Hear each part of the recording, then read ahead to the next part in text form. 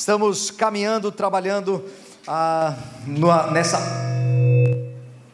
nessa exposição, não é, da carta profética do Apocalipse. Nessa carta que fala muito mais do que talvez eventos que vão aí acontecer, mas fala de um trono. Eu estava cantando ali pensando, né? A gente saiu de um meio de eleições e na verdade nosso país, se você tem um pouquinho mais de idade, a gente já vive assim uma inconstância talvez política e econômica já de muito tempo, né? Quantos planos econômicos não foram feitos, né? Quantas inflações foram vividas por nós e situações difíceis lá no passado, né? E a gente sempre parece que está insatisfeito, não é? E essa insatisfação, sabe por quê? Porque a nossa alma anseia por um governo santo, justo, fiel e bondoso. A nossa alma anseia pelo governo de Cristo. Até o ímpio, ele anseia por esse tipo de governo. Só que ele acha que ele vai encontrar isso nos partidos políticos, nos homens. Cara, ele vai encontrar somente em Cristo. A resposta que você anseia está em Cristo. O reino perfeito, justo, fiel, bondoso, igualitário, esse está em Cristo. E toda vez que você olhar as notícias e falar assim, mas que coisa, como é que pode? Aí você vai ver o anseio de ter Cristo e o seu reino por completo. E aí você levanta a sua voz e fala assim, Maranata. Esse é o nosso clamor, Maranata. Aí você vai ter um reino de justiça, paz, fidelidade, igualdade. E os povos vão se prostrar.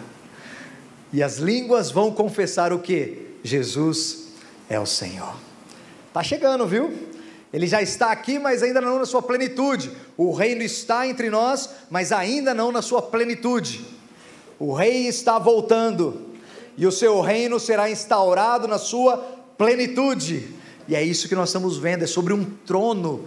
Apocalipse é sobre um trono, sobre um governo, sobre um mandar, um domínio de Deus. E esse domínio é maravilhoso. E nós estamos olhando para essa carta, que é uma carta profética, que é claro, sim, fala de eventos futuros, mas nós temos que entender esse ponto, né? Fala de um trono maravilhoso. Se você está chegando agora, deixa eu te dar uma pequena situada aí onde nós estamos. Apocalipse foi escrito pelo apóstolo João, não é? Quando ele estava exilado na ilha de Patmos. Domiciano exilou ele lá. O imperador Domiciano jogou ele lá para que ele morresse, ficasse quieto, não preocupasse mais, não enchesse mais o templo, o império com toda essa história de Jesus ressurreto. Joga João lá e esquece esse homem. Só que no meio da sua mais difícil luta, Jesus vem e lhe dá uma revelação.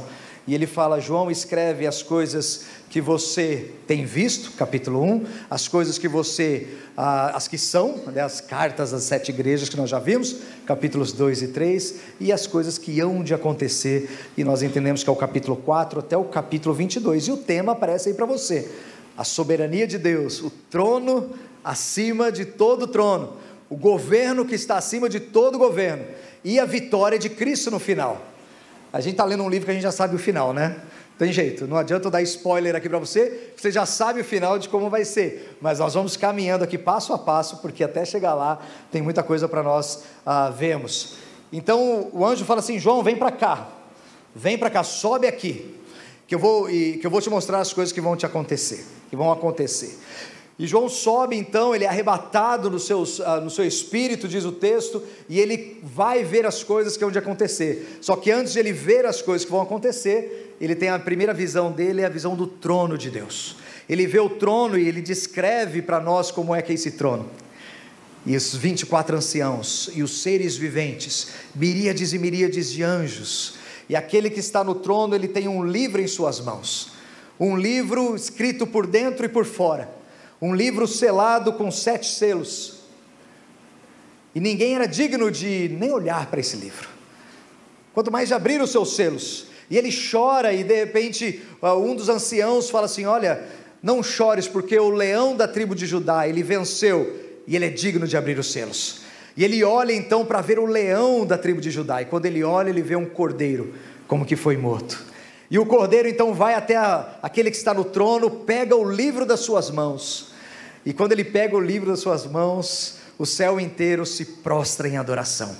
Honra, domínio, glória, louvor àquele que é digno de abrir o livro. E aí o cordeiro começa a abrir os selos, 7 selos, como um sumário, como um resumo de tudo aquilo que virá. Cada selo uma representação, e nós já vimos isso. E quando o livro então é aberto para que ele leia, o céu fica em silêncio por meia hora, de queixo caído, esperando, e agora o que vem? Porque vem sim uma série de julgamentos sobre a terra, e o que vem são 7 trombetas, que são tocadas e elas atingem diversas porções da nossa sociedade, a terra, o mar, a água potável, os luminares, a humanidade, o meio ambiente, o comércio, os recursos naturais vão ser atingidos, e tudo é a ira do cordeiro sendo colocada, para que os homens se arrependam dos seus pecados. Mas mesmo assim, os homens não se arrependem dos seus pecados, pelo contrário, eles blasfemam contra Deus. E antes da 7ª trombeta tocar, nós começamos a ver alguns personagens que vão compor todo esse enredo. Nós vimos que Satanás, ele perde a batalha contra o anjo Miguel nos céus, ele é expulso definitivamente, não tem mais acesso diante de Deus, e ali agora ele vai contra a igreja de Jesus. Deus aguarda, Deus protege a sua igreja, e aí ele vai na sua cartada final. Ele para na frente do mar, diz o texto, e vê uma besta que emerge do mar, e depois uma que emerge da terra, e nós vimos esses 2 personagens, que é o anticristo e o falso profeta, um líder político e um propagandista, alguém que vai trazer solução ao caos político e econômico, e alguém que vai projetar a imagem dessa pessoa, vai ser a sua propaganda, o seu marketing. E nós chegamos hoje no capítulo 14, versos 1 e 2, onde nós vamos ver 2 grupos, que vão estar inseridos nesse enredo, os 2 lados desse enredo, onde João ele vai terminando mais um ciclo aqui, falando então desses 2 lados desse enredo. Estamos num período chamado a Grande Tribulação, e mantenha a sua Bíblia então aberta, capítulo 14, nós vamos do 1 ao 12, nessa manhã, caminhando aí, tá certo? Então eu quero te mostrar o primeiro grupo, que vai ser descrito aqui, são 2 lados, e um primeiro lado vai ser então, os adoradores da besta. A Bíblia diz que vão ter várias pessoas, que vão ser os adoradores da besta, e você pode me perguntar, como é que alguém pode adorar a besta? Como é que alguém pode se prostrar diante a essa pessoa, a esse líder, que tem suas segundas intenções, é o homem da iniquidade, o filho da perdição, que vai trazer tanto transtorno? Como é que alguém pode adorá-lo? E aí eu falo que vai ser muito fácil, porque no meio do caos político, alguém vem e traz a solução. No meio do caos econômico, alguém vem e traz a solução. Essa pessoa vai ser vista como o grande Salvador, como aquele que finalmente trouxe paz, finalmente trouxe estabilidade, porque a nossa alma anseia por um governo de justiça, igualdade, bondade, e ele vai falsificar isso, ele vai trazer essa falsa ideia de estabilidade. Tanto que o apóstolo Paulo fala assim, quando disserem a paz e segurança, lhe sobrevirá repentina destruição. Ele vem falsificando esse governo, e as pessoas vão adorá-lo. Um líder religioso vai promovê-lo, um líder que parece como cordeiro, mas quando ele abre a boca, ele fala como um dragão, e fará sinais miraculosos, e as pessoas vão acreditar nele, vão aplaudi-lo, vão adorá-lo. E como é que vai ser adorado? O falso profeta, como nós vimos, ele fará uma imagem e vai obrigar as pessoas a adorá-la. Outros vão colocar a sua marca na mão ou na testa, e ninguém compra ou vende sem esta marca. E aí nós vimos as especulações na semana passada, né? Mas começando aqui no texto, em vez de eu começar no 1, que eu quero deixar do 1 ao 5 para a segunda parte, Quero começar no verso 9, vai comigo lá no verso 9, que vai falar desse segundo grupo. Estamos falando dos adoradores da besta. Verso 9 do capítulo 14, então do verso 9 ao 12 eu tenho esse segundo grupo. Seguiu-se a esse outro anjo, o terceiro, dizendo grande voz: se alguém adora a besta e a sua imagem, se alguém adora a besta e a sua imagem, essa imagem é que o falso profeta vai fazer, uma estátua, uma imagem, um busto, alguma coisa nesse sentido, que era bem comum no primeiro século. O imperador fez isso, Domiciano fez isso, e queria que os cristãos acendessem incenso diante ao seu busto. Só que os cristãos, César não é o Senhor, Cristo é o Senhor, então manda para a arena. Cristo é o Senhor, acende as fogueiras. Cristo é o Senhor, eu não me prostro diante ao imperador, então alimenta as feras. E a mesma coisa, o anticristo vai procurar adoração, vai exigir adoração, e a igreja vai falar o quê? Cristo é o Senhor. E não pense que vai amenizar, porque vai apertar para o nosso lado. Não pense que nós estamos numa escalada aonde vai ficar tudo bem. Nós estamos indo para um ponto onde a perseguição vai aumentar, o aperto vai chegar, e nós vamos ser provados na nossa fé. Fique atento, é só ligar o jornal que você está vendo para onde nós estamos indo. E aqui diz assim, que aqueles que adoram a besta, adoram a sua imagem e recebem a marca na sua fronte ou na sua mão. Aqui está esse segundo grupo, são os adoradores da besta, e aqueles que recebem a sua marca. E vai ser muito fácil, porque nosso país é um país marcado pela idolatria. As pessoas se reúnem em vários pontos do nosso país, colocam uma estátua nas costas e saem desfilando com aquela estátua em procissão. Uma estátua feita por mãos de homens. Um cara pegou um pedaço de pedra, um pedaço de gesso, um pedaço de madeira, esculpiu com as suas próprias mãos e falou: esse é meu Deus que eu fiz. Cara, que negócio louco. Como é que ele é o seu Deus e você fez ele? Ah, esse é o Deus que eu vou orar, ele vai me responder. E a Bíblia diz: eles têm olhos, mas não veem, eles têm ouvidos e não ouvem, eles não podem andar, têm que ser carregados nas suas procissões. Eles não são nada, não têm poder algum. Ah, mas eu fui curado quando eu orei. Isso é uma enganação da parte de Satanás para prender as pessoas no engano. Cuidado, eles não podem fazer absolutamente nada, só que as pessoas o adoram com pretexto da fé. O que importa é ter fé, você não pode falar isso da fé da pessoa. O que importa da fé é o alvo da sua fé. Cristo, ele sim, a tua fé tem valor e tem validade.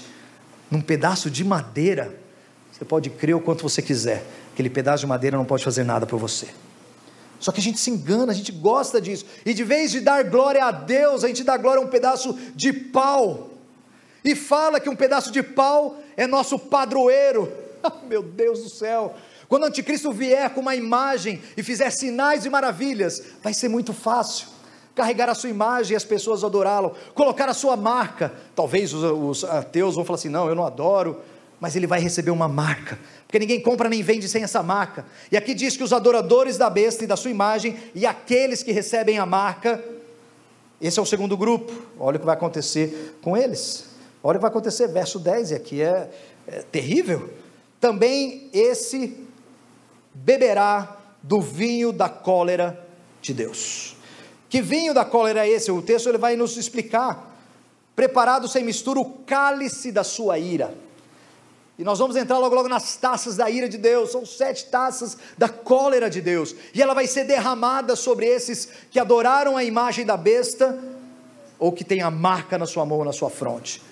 E vai ser derramado a ira de Deus sobre essas pessoas. E aqui eu quero lamentar eu vim de uma história, eu vim de um evangelicalismo, gente, que a gente tinha um jeito tão estranho de evangelizar, que ele perdurou, acho que ainda perdura até os dias de hoje.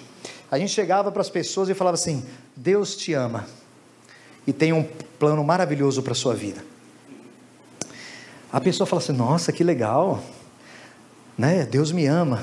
Só que esse Deus me ama e tem um plano maravilhoso para a sua vida, isso é o começo de um material chamado 4 Leis Espirituais.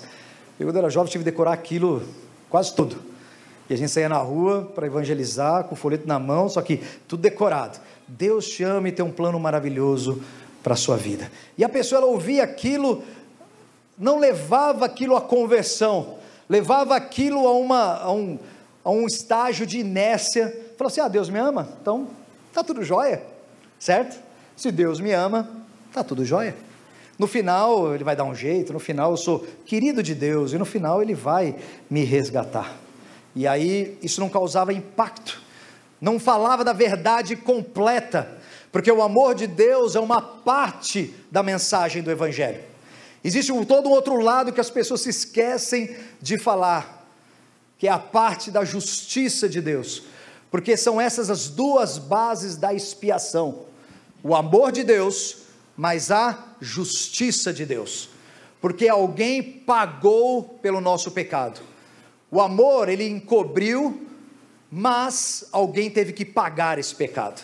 Cristo Jesus na cruz do Calvário, essa expressão máxima da justiça de Deus. Por quê? Porque Deus se ira contra o pecado.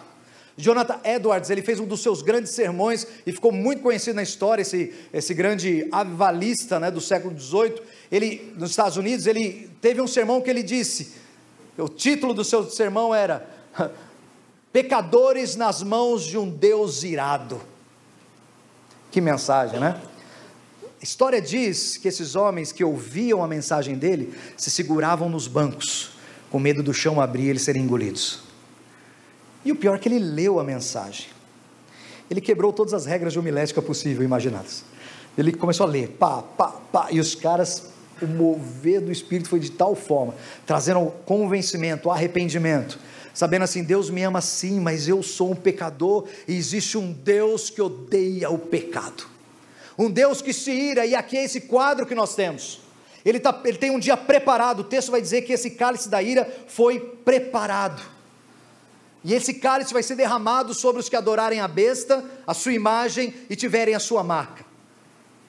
Eu acho que o interessante é que ele fala aqui sem mistura, sem misericórdia. Não é algo ralo, não é o que ele vai dissolver para aliviar. Eu acho que quando a gente pensa em correção, eu estava pensando num exemplo, eu acho que correção de filho é uma boa medida, para a gente pensar e entender. Quando seu filho apronta, lembra? Eu sei que ele aprontou muito pouco, mas ele aprontou uma vez, outra ele deve ter aprontado. Você falou assim: não faça, e ele fez, certo? Lembra disso? Não faça, ele fez. Não pinta a unha do gato de esmalte, não come toda a Nutella, sei lá, o que for, né? Não faça, e ele fez. Aí você espera, e ele desobedece você na cara dura, desobedece. Aí você acha, você se coloca numa posição de advogado, juiz, procurador, tudo, né? A gente é tudo. A gente define a punição, fala assim: o caso merece 3 palmadas. Juiz, aí fala assim: eu te declaro culpado, a sua pena são 3 palmadas. Mas espera aí, o que definiu isso? Você definiu, ok? Vamos supor que você tenha definido 5 palmadas por aquilo, foi muito 3 de um lado, 2 de outro. Vamos 3 e 3, tá? Tem 2 lados, 3 e 3, para ficar justo aí, ninguém ficar com problema. 3 palmadas de um lado, 3 palmadas de outro. Aí você leva a criança para o quarto, prepara e fala assim: vamos lá, filha, agora chegou a sua correção. Dói mais na gente do que neles, né? Mas é assim. Aí você vai, primeira palmada, pau!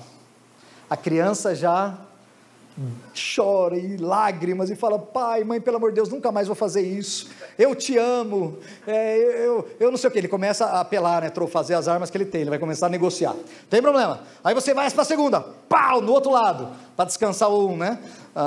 Você descansa um e bate no outro, aí vai revezando, ajuda, viu? Aí ele chora mais, ele começa a fazer os seus pedidos. Aí na terceira palmada você vê literalmente que já deu. Você fala, como juiz, fala assim: não, já chega, eu pensei em 6, mas 3 já está bom, ele está arrependido.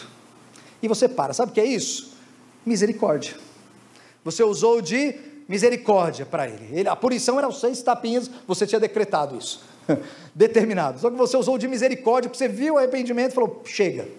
Nesse dia não tem essa mistura, não tem a mistura da misericórdia, não tem o já chega. A ira, quando for derramada, Deus vai falar assim: ó, já chega, sofreram demais. É sem mistura. Vai até o final a ira de Deus sobre aqueles que adoram a besta, a sua imagem e têm a sua marca. Olha o que o texto vai continuar dizendo.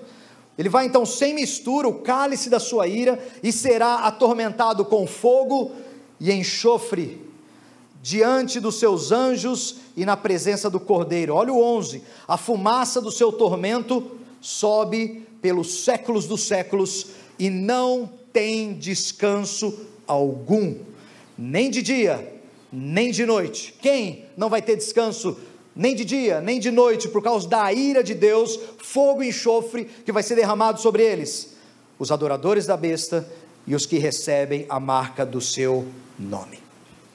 Séculos e séculos, ele vê a fumaça, não tem fim o tormento. E aqui eu sei que existem grupos, seitas como as Testemunhas de Jeová, os Mormons, e infelizmente muita gente dentro de igreja evangélica, que crê em algo chamado aniquilacionismo, que crê que quando a pessoa morre sem Cristo, ela vai ao inferno e ali a alma dela para de existir, porque ela fala assim, é impossível eu sofrer a eternidade toda, porque ela só olha por um lado da expiação, que é o amor.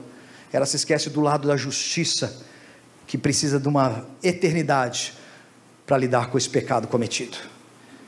E ela fala assim, não, o texto diz que vai pelos séculos dos séculos, não tem descanso algum, nem de dia e nem de noite. Esse é o primeiro grupo. Esses são os adoradores da besta, são aqueles que blasfemam contra Deus, são aqueles que rejeitam o evangelho de Cristo Jesus e que vão aceitar a marca na sua mão e na sua testa. Esse é o primeiro grupo. Sem misericórdia eles receberão o cálice da ira. Só que nós temos um outro grupo, graças a Deus. Agora eu volto para o capítulo 14, verso 1. Olha o segundo grupo, os selados de Deus. Vem comigo, verso 1. Olhei e eis o Cordeiro em pé sobre o monte Sião. Começa a visão já com o Cordeiro, né? Que maravilha a gente vê esse grupo, porque a gente já vê o Cordeiro em primeiro lugar. E ele está em pé sobre o monte Sião, que é uma representação da Jerusalém celestial, e com ele 144.000, tendo na fronte escrito o seu nome e o nome do seu pai. Você vê essa comparação? Um tem a marca da besta, outro tem a marca de Deus. Um tem o sinal da besta na sua fronte, outro tem o sinal de Deus. E nós vimos já que esse grupo de 144.000 é o mesmo grupo do capítulo 7. No capítulo 7 eles estavam na terra, no capítulo 14 eles estão no céu. E nós vamos dizer que eles são uma representação de toda a igreja de Cristo. Grupo chamado dispensacionalista, que entende literalmente e cronologicamente o Apocalipse. Eles vão dizer que 144.000 são literalmente 12.000 pessoas de cada tribo de Israel, homens mesmo, diferentes da igreja. Um grupo que vai pregar o evangelho durante a grande tribulação, enquanto a igreja for arrebatada. Essa é a linha pré-tribulacionista dispensacionalista. Eu sei que o nome está esquisito, mas aguenta aí, até o final você adequa com esses termos aí, tá certo? Mas nós vamos entender que aqui é uma referência simbólica a toda a igreja de Cristo. Eu vou ver com você nesse texto isso também. Olha só, ele vê esse grupo, que é um grupo completo, pleno, toda a igreja de Cristo, e ele vê esse grupo que é selado, e nós vimos que esse selo é o selo do Espírito de Deus. 2, nós vimos lá no capítulo 7, certo? 2, ouviu uma voz do céu. Então ele ouve essa voz do céu como de muitas águas, como voz de grande trovão, e também ouvi, era como de arpistas que tangem a sua harpa, entoavam um novo cântico diante do trono, diante dos 4 seres viventes e dos anciãos, e ninguém pode aprender o cântico, senão os 144.000 que foram comprados da terra. Então aqui ele tem esse quadro, esse é o cenário, ele tem o quadro que ele vê agora as pessoas seladas por Deus, o Cordeiro está diante dele, e ele volta para aquela visão que ele teve lá do trono de Deus, onde ele vê os 24 anciãos, os seres viventes, só que agora ele tem toda a igreja reunida, e ele ouve um cântico de adoração, e o cenário é esse, é a adoração. Mas eu quero que você atente por uma pequena, o final desse versículo 3, onde ele fala o seguinte, que aí você vai descobrir quem é esse grupo. Ele fala assim, que esses 144.000 que foram comprados da terra, eles foram comprados da terra, e essa é a expressão que eu quero que você observe aqui, comprados da terra, porque o sangue de Jesus é exatamente isso que ele fez. O sangue de Jesus foi uma compra que ele fez. É uma das ideias da expiação. Uma das ideias da expiação é compra, e principalmente nessa ideia de redenção. Quando você ouve a palavra redenção, significa resgate. É isso que a palavra significa. E o resgate, ele é feito por meio de uma compra. Alguém pagou o preço do teu resgate. Alguém pagou o preço, o teu valor que valia você, para que agora você pertencesse a outro. Alguém foi nesse mercado de escravos. Essa é a melhor figura para a redenção. É alguém que vai para um mercado de escravos e compra você, e agora você não é mais escravo daquele antigo senhor.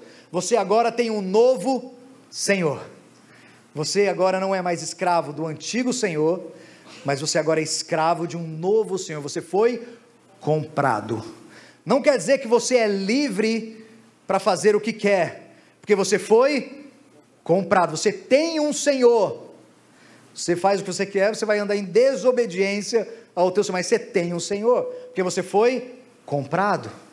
E você foi comprado de um inimigo que te odiava, que mantinha você preso em cadeias, e agora você foi liberto. E o texto vai dizer o quê? Está meio que piscando, mas aguenta comigo. Colossenses 1,13, ele vai dizer que ele nos libertou do poder das trevas e nos transportou para o reino do Filho amado, em quem temos, olha a palavra, redenção, a remissão dos pecados. Então nós somos libertos porque fomos transferidos de um reino para o outro, mediante um pagamento. Ele nos comprou, e o texto bíblico vai dizer assim: e ele não nos comprou com valor de ouro ou prata, ele nos comprou pelo precioso sangue de Cristo. O sangue de Cristo foi esse pagamento que nos comprou, foi esse resgate para a nossa vida. Por isso que esses 144 mil são aqueles que foram comprados da terra. E quem é que foi comprado? Fomos todos nós. Aqui é uma primeira referência a toda a igreja de Cristo. Nós fomos comprados, e eu quero afirmar isso porque é muito importante para o nosso entendimento da soteriologia. Esse ato de Jesus na cruz, ele foi um ato de redenção, é um ato de resgate. As pessoas às vezes olham para a cruz como uma oportunidade. Eu entendo que na cabeça de muitos é uma oportunidade de salvação, mas ela é muito mais do que isso. Se você afirmar que ela é uma oportunidade de salvação, você está menosprezando a cruz de Cristo. Não é uma oportunidade, é um ato de resgate. Não é algo que ele deixou disponível para você, ele resgatou você. É diferente. Você era um escravo, você não teve nessa transação comercial, vamos dizer assim, de pagamento, porque a linguagem é comercial, nessa transação jurídica e comercial, que foi feita entre pai e filho. O pai se agradou do sacrifício do filho, aceitou o pagamento do filho por nós. Essa transação, você era escravo, você não teve dizer nela, você não teve o que falar sobre ela, você não foi consultado por ela, ele apenas veio e pagou o teu preço, e o pai se agradou do pagamento, e o pai aceitou o pagamento. Você foi comprado, era um escravo, e nós cantamos isso, e eu era escravo do pecado, vendido, meu corpo habita em mim ainda uma natureza que milita contra o espírito, mas no tocante ao meu interior, eu tenho prazer na sua lei. Você era um escravo do pecado, e aí vem o Cordeiro com seu sangue, e paga o teu preço. É o que diz aquele, você foi comprado, não é uma oportunidade, é um ato. As pessoas gostam de oportunidade, porque parece que a minha salvação depende de mim. Ele não quer dizer que Deus é que escolhe, ele quer achar que eu faço, eu escolho, porque nós somos influenciados por uma cultura iluminista, que é impossível negar a vontade humana, onde o homem ele é o centro de todas as coisas, onde o homem define o seu futuro, onde o homem é senhor do seu destino, onde o homem ele é o centro de todas as coisas. Humanismo, iluminismo. Ele não precisa de Deus, ele decide, ele quer, ele sabe o que fazer. Se você se esforçar, você consegue. Se você colocar a tua mente em algo, você é capaz. Essa é a mensagem desde 200 anos atrás até agora. E a gente tira Deus de cena e o homem se torna soberano. E ele decide as suas vidas e a sua coisa, o seu destino eterno. E Deus parece que está de lado. Pelo amor de Deus, me aceita. Pelo amor de Deus, eu estou aqui de braços abertos da cruz, me aceita. Não vou te aceitar, não quero, não vou te aceitar. Mas eu morri por você, paguei a tua dívida. Mas eu não quero. Você pagou a tua dívida, então por que você está pago? Não, mas não. Aí coloca todo o peso e a responsabilidade no homem. Porque longe de nós colocarmos essa decisão em Deus e anular o nosso querer. Aí a Bíblia fala assim que você estava morto nos seus pecados. E morto significa morto. Vou te dar uma pérola agora de teologia, viu? 200 anos estudando para você saber disso. Morto significa morto. A palavra morto no grego deve ser morto. Sem vida, sem fôlego, sem decisão, sem nada, está morto. Aí o Espírito de Deus faz o quê? Ele vem e te dá vida. Tira a venda dos seus olhos, abre os seus ouvidos e você ouve o Evangelho. Agora com vida você responde ao Evangelho e fala: sim, eu quero, sim, eu preciso, sim, eu sou um pecador e quero a graça de Deus. Mas a ação é de Deus, a ação primeira é de Deus. Não está com você, você era escravo. Ele vem, é um ato de compra, não é uma oportunidade, é uma compra, é algo incisivo, feito, firme, concreto. Essa é a redenção em Cristo Jesus. Muito além do meu querer, muito além da minha vontade. É claro que você responde com fé, é claro que a tua resposta é legítima, é claro que você não fez isso forçado, você respondeu com fé, é claro. Mas você respondeu com fé porque Ele veio e te conquistou, irresistivelmente, Ele transformou o teu interior, e aí você ouviu e tudo aquilo fez sentido, você foi convencido pelo Espírito de Deus, e falou: sim, Jesus, eu quero a tua presença. E aí, querido, você recebe algo chamado conversão, experimenta algo chamado conversão. Mas aqui é uma compra, esses foram comprados, é pela graça de Deus, foram comprados, não é uma boa oportunidade, mas é um ato. Essa é a força da cruz, irresistível, que limpa pecados, que transforma o ser humano. E Paulo, que dizer de Paulo, né? Saulo de Tarso indo atrás dos cristãos: vou acabar com essa raça, eu quero é destruir o nome de Jesus. E aparece no caminho o Salvador. Ah, Paulo, Saulo, tu é meu, Saulo. Quem és tu, Senhor? Sou Jesus a quem tu persegues. Vai na casa de Ananias, lá na rua direita, e vai ser dito o que você tem que fazer. Graça, Ele vem e resgata, Ele vem e toma para si.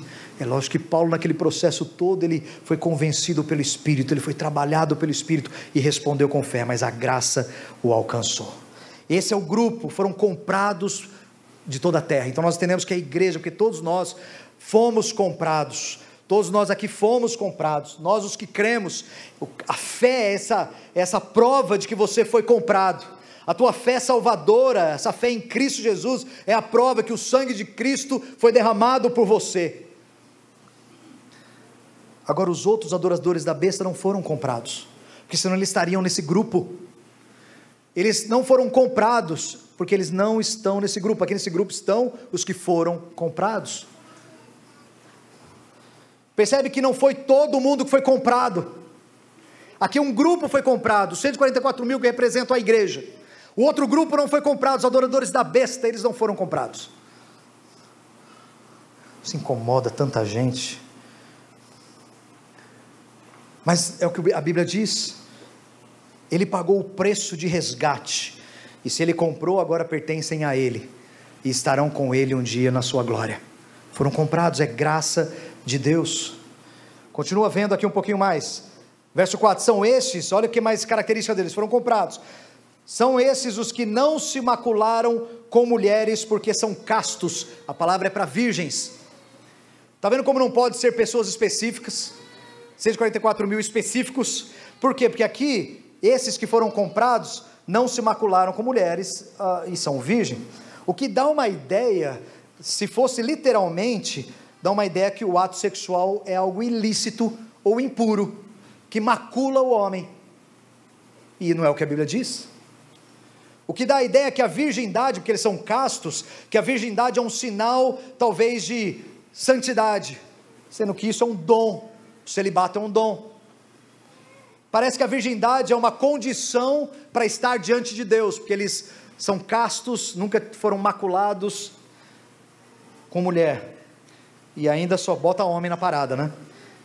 Então não pode ser literalmente, só que eu tenho que entender de uma forma simbólica, mas aqui está dizendo, pastor, não se macularam com mulheres, porque eles são virgem. No Apocalipse, mulher não significa necessariamente mulher, não é? Mas daí você está forçando, pastor, está dizendo mulher. Bem-vindo ao Apocalipse. Apocalipse ele não pode ser lido como uma narrativa, como você lê os evangelhos, quando diz lá, uma mulher se aproximou de Jesus, lá no poço, aquilo é uma mulher, é uma narrativa, você está contando uma história. Apocalipse é cheio de simbolismo, metáfora, você tem que entender, você não pode ler Apocalipse como você lê outro livro, tem toda uma forma de interpretarmos esse texto. E como é que eu sei que não é mulher? Porque vários outros textos falam de mulher que não é fisicamente uma mulher. Nós vimos no capítulo 12, uma mulher grávida, que deu à luz, e aí nós vimos que aquilo era Israel, a mulher era Israel. Depois nós vamos ver no capítulo 17, uma outra mulher, que é uma meretriz, uma prostituta, que está sentada em cima de uma besta. Não é uma mulher, é uma cidade, na verdade um sistema de uma cidade, não é uma mulher física, não é uma mulher de carne e osso, mas é um sistema, são todas essas metáforas, e você vê no Apocalipse direto isso. E aqui essa mulher, ela também não pode ser levada dessa forma. O que quer dizer não se macularam com mulheres? Olha o capítulo, verso 8, vamos um pouquinho mais para frente, verso 8, ele vai dizer assim, seguiu-se outro anjo dizendo, caiu a grande Babilônia, que tem dado a beber a todas as nações do vinho da fúria do que? Da sua prostituição. A Babilônia é uma prostituta, a Babilônia é uma meretriz, e nós vamos ver que ela é desenhada como uma mulher, ela é dita como uma mulher. Agora, o que é essa prostituição? O que é isso que esses homens não se macularam? O que eles não se macularam com essas mulheres, com essa mulher que é essa prostituta? Quais são a sua prostituição? Deixei alguns versos para você, dá uma olhadinha aqui se eu conseguir voltar. Volta lá para mim, por favor. Jeremias 3, 6 a 10, dá uma olhadinha aqui, vai estar na tela. Pais da Criança 85, dirige-se até o Kids. Pronto, pode tirar. Volta lá, Jeremias 3, 6 a 10. Olha o que diz: os dias do rei Josias, o Senhor me disse, você viu o que fez a rebelde Israel? Colocou lá, rebelde. Foi todos os montes altos, você foi aos montes altos, e ficou debaixo das árvores frondosas, para entregar-se ao quê? A prostituição. Você subiu numa montanha, achou bem fresquinho, com um visual bem legal, vendo as montanhas, aqui eu vou me prostituir. Mas não é o que você está pensando, graças a Deus você não está pensando nada. Quando por causa de tudo isso, por ela ter cometido o quê? Adultério, então Israel, a rebelde, cometeu adultério de prostituição, adultério, eu despedi a rebelde Israel e lhe dei carta de divórcio, e aconteceu que pela facilidade com que se entregou à prostituição, do que ele está falando? Contaminou a terra porque adulterou, adorando pedras e árvores. Está aí a prostituição. Esse adultério, essa prostituição é porque ela adorou pedras e árvores. Pedras e árvores, a pedra e a madeira. Sabe o que eles faziam com pedra e madeira? Eles faziam ídolos. Idolatria, passa a próxima. Ezequiel 23, 37. Porque eles cometeram adultério, e na sua mão há culpa e sangue. Adulteraram com quem? Com seus ídolos. Se prostraram diante deles. E até os filhos, que eles tinham, ofereceram aos ídolos para serem consumidos pelo fogo. Tiago 4, 4. Sempre uma última, adúlteros, olha o que chama, a nova Almeida atualizada vai dizer, gente infiel, adúlteros, vocês não sabem que a amizade com o mundo é inimizade contra Deus? Tá vendo? Ele chama de adúltero aquele que é inimigo de Deus, que faz inimizade contra Deus, que é amigo do mundo, que ama esse sistema. Aquele que, pois, se quiser ser amigo do mundo, se torna inimigo de Deus. Esse adultério aqui, eles não se macularam com mulheres, eles não se prostituíram, não adoraram a besta e a sua imagem, eles não se prostraram diante aos falsos ídolos, eles não foram idólatras. É a igreja de Jesus, é essa mulher que ela não se maculou, essa pessoa que não se maculou, não se prostituiu, são castos, são virgens, eles não se dobraram às outras imagens, e nem a imagem da besta. Ele continua: são eles os seguidores do Cordeiro, e para onde quer, e por onde quer que vai, eles seguem o Cordeiro onde vai. A igreja de Jesus, eles seguem onde vão. O Cordeiro fala: é para cá, é para cá. Envia missionários para lá, nós enviamos. Negue-se a si mesmo, nós negamos. Ame ao próximo como a ti mesmo, eu amo. Perdoe até o teu inimigo, eu perdoo. Onde ele vai, eu vou atrás. Se renda, ora ao Pai, eu vou. Se submeta, eu submeto. Onde o Cordeiro manda, eu vou. Descanse, não andeis ansioso, lançai sobre mim a tua ansiedade, e eu vou lá. E onde ele vai, eu estou indo atrás. É a igreja. Não se achou mentira na sua boca, porque nós temos uma confissão. Antes ele fala: são os que foram redimidos dentre os homens. Está vendo? Mais uma ideia do comprados. Dentre todos os homens foram aqueles que foram redimidos, que eles foram resgatados. Mais uma vez essa ideia. As primícias para Deus, para o Cordeiro. E não se achou mentira na sua boca, nem tem mácula. E é aqui que eu quero fazer a minha aplicação e partir para o meu encerramento. Nós temos dois grupos de pessoas então: os adoradores da besta de um lado, e os remidos fiéis do Cordeiro. E 144 mil, que é uma expressão da igreja de Cristo, completa da igreja de Cristo. Pessoas que não se prostraram à imagem da besta, pessoas que não se prostram em idolatria, pessoas que não têm mentira na sua boca, porque elas fazem uma confissão: Jesus é o Senhor, eu não me prostro diante da imagem, Jesus é o Senhor. A sua confissão é verdadeira, não há mentira na sua boca, não há mácula no seu ser, porque ela foi purificada pelo sangue de Jesus. E essa é a minha aplicação que eu quero deixar com você nessa manhã, é que você, em nome de Jesus, viva de acordo com a sua vocação. E aqui diz, ele vai terminar então aqui no verso, nesse verso 5, deixa eu ver se é o 5 mesmo, isso, não tem mácula. E eu queria terminar com isso: não tem mácula. Eu acho que essa deve ser a nossa vida, a marca da nossa vida, uma igreja sem mácula, crente sem máculas, sem condenação, sem culpa, porque foi na cruz do Calvário. Agora no dia a dia, sem mancha. Apareceu uma mancha, corra para o sangue de Jesus. Aconteceu uma mancha, corra para a cruz do Calvário de novo, peça perdão, reconcilie-se com Deus, e tenha de novo as suas vestes limpas e purificadas. E eu sei que nós estamos, como pastores da igreja, nós estamos às vezes apertando um pouquinho em alguns lados aí você, sabe por quê? Porque esse é o nosso chamado.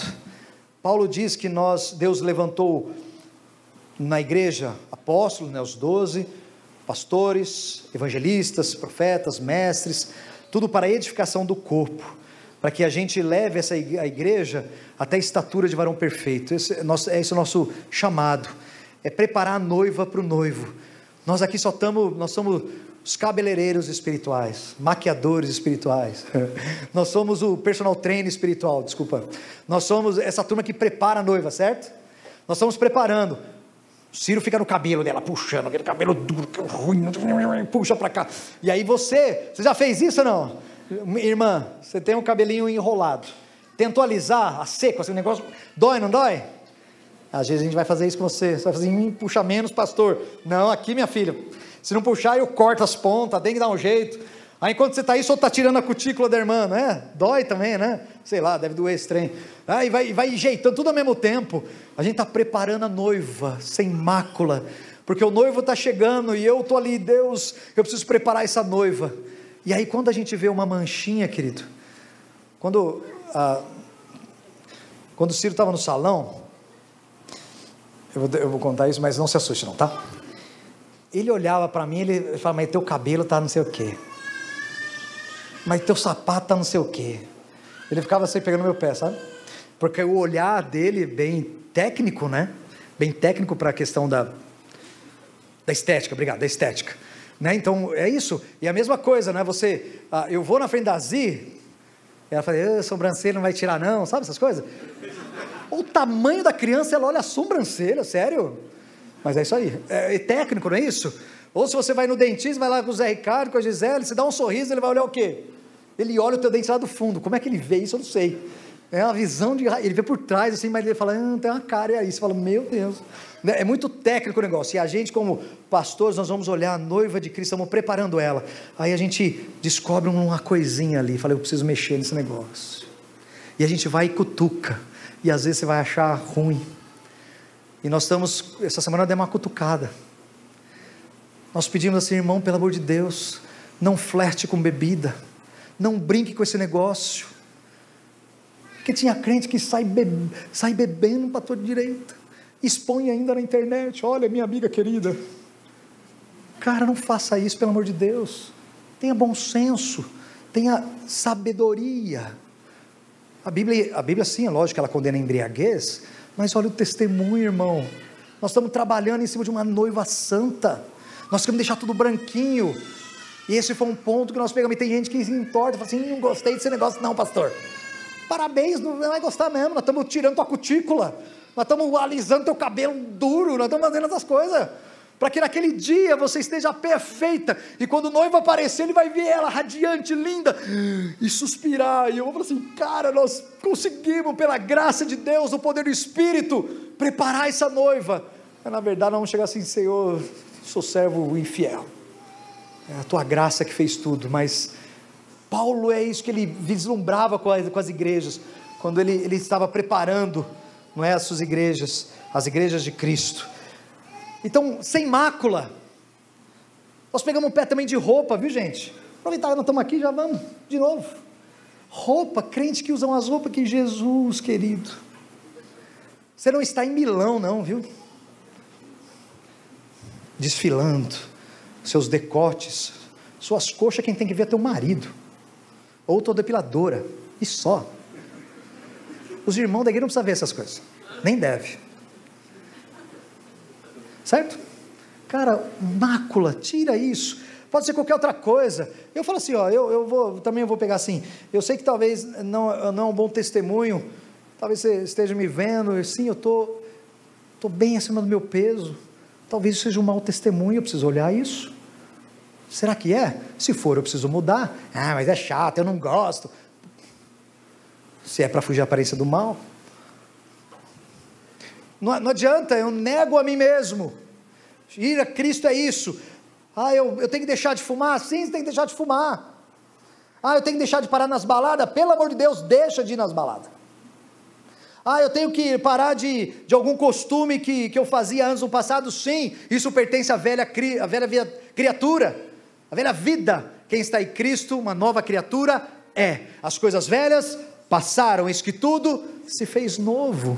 Gente, nós estamos nessa caminhada, nessa jornada de santificação, vai ter coisas que nós vamos precisar ajustar, eu preciso ajustar muita coisa, você também não veja isso como, sabe, como uma repreensão, para não gosta de mim, não sei o quê, não é nada disso, nós estamos trazendo você para sem mácula, sem mancha, sem as pessoas olharem e falarem assim, isso aí é crente, se você é um cara explosivo, precisa tratar disso, você é um cara grosso, precisa tratar disso, não pastor, comigo é assim, eu falo o que me dá na cabeça, não é assim não filho, tem gente que você precisa cuidar, demonstrar amor, tem gente que precisa dar umas chegadas junto, mas tem hora para todas as coisas, tem a sabedoria, essa a igreja sem mácula, sem mancha, e hoje, eu separei aqui, agora eu termino, prometo, com a frase de Martin Lloyd Jones, que é um dos últimos puritanos, que a gente costuma chamar ele de os últimos puritanos, ele diz o seguinte, olha que interessante, quando o diabo não consegue desanimar o povo de Deus por meio da perseguição